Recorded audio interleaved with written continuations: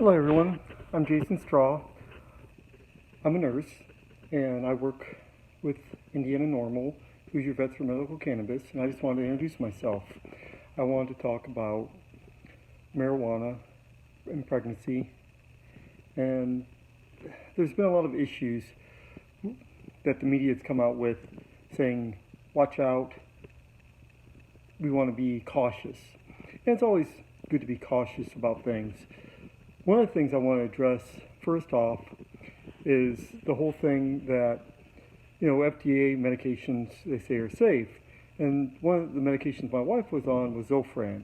And my grandmother was born with a cleft palate and a cleft lip, which made it really difficult for her to eat.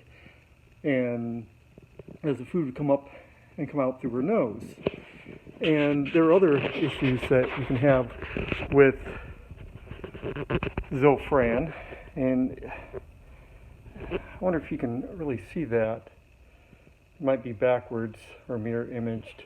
But I'll go through the list here. On the list it says major defects,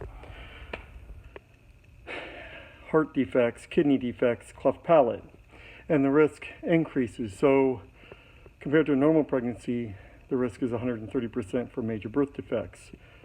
Heart defects is up 480% if you're taking Zofran for morning sickness. Kidney defects up 620%. And then cleft palate up 237%. This is with an FDA-approved medication that was considered safe for morning sickness. And when they did the study for marijuana,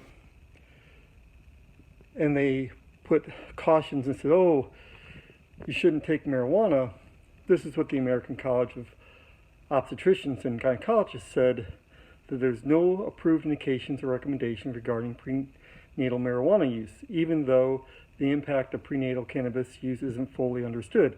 And they said that in the research, there was an indication that it might cause low normal birth weight.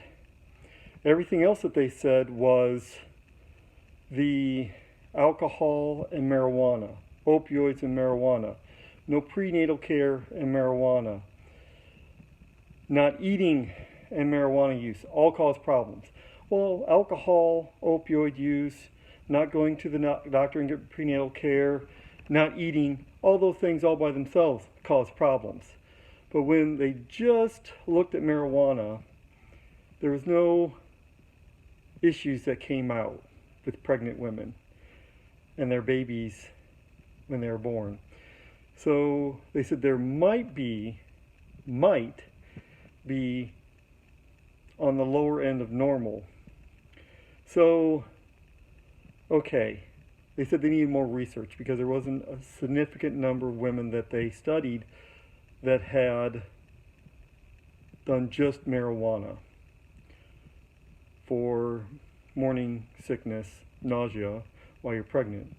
Now, one of the other studies that was done in Jamaica, and they did a 5-year follow-up for rural Jamaican children whose mothers used marijuana, and this is in PubMed, and it's publication 1957518, and they said that those children 5 years later had no difference in their developmental scores at age 4 and age 5.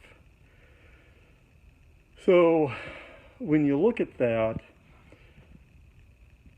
these people in the government who are putting out that, oh, the baby could have developmental delays. Well, they've done studies, and the studies either show no significant findings, or more research needs to be done, or that there's no difference between those kids and the other kids whose mothers used other medications or were born without using any medications.